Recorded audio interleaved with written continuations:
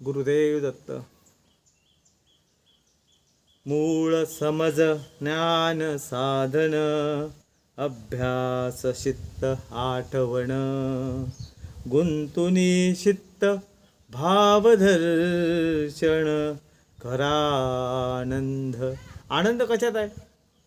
आपण आनंद शोधतो. आनंद आपल्या अवतीभोवती असतो, ते आपल्याला समजत नाही. फुलात आहे, सुगंधात आहे, निसर्गात आहे, सगळ्या ठिकाणी असा प्रसन्नतेने भरलेला असा व्यापक असा आनंद आहे. तो आनंद मूळ समज साधन. आपण मूळ साधनेचा मूळ समजत नाही, आपण साधना करतो. साधनेचं मूळ हे समजणं फार महत्त्वाचं आहे, आणि ते समजत नसेल तर साधना काय कामाची आहे. मला एखादा शरीरामध्ये पीडा झालेली आहे, त्या पीडेसाठी योग्य मला काही खावं लागतं, तेव्हा ती पीडा बंद होते. तशी साधनासुद्धा आहे. मी काय साधना असली पाहिजे, ती साधना समजणं फार महत्त्वाचं आहे. मूळ समज ज्ञान साधना, हे साधनेचं मूळ समजलं पाहिजे. आपण मंदिरात रोज जात असतो, रोज नमस्कार करतो, पण का करतो? मागण्यासाठी करतो. मागण्यासाठी न करता, देवा तुम्ही मला आज सकाळी उठवलंस, सगळं शरीर चांगलं ठेवलं, त्याचं ते सांगण्यासाठी तुला येतो, तुला भेटण्यासाठी.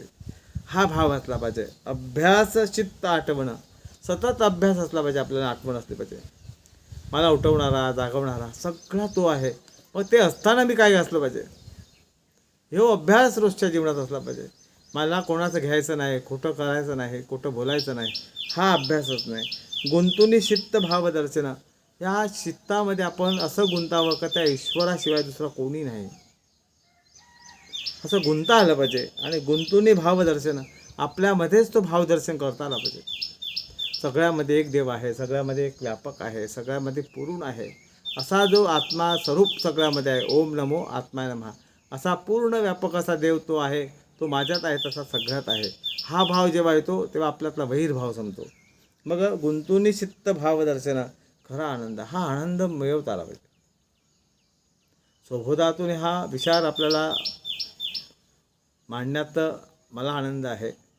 आणि हे जे फार सुंदर, याच्यातला जो अभ्यास आहे, फार सुंदर अभ्यास आहे, ते आपण रोजच्या जीवनात करणं फार महत्त्वाचं आहे.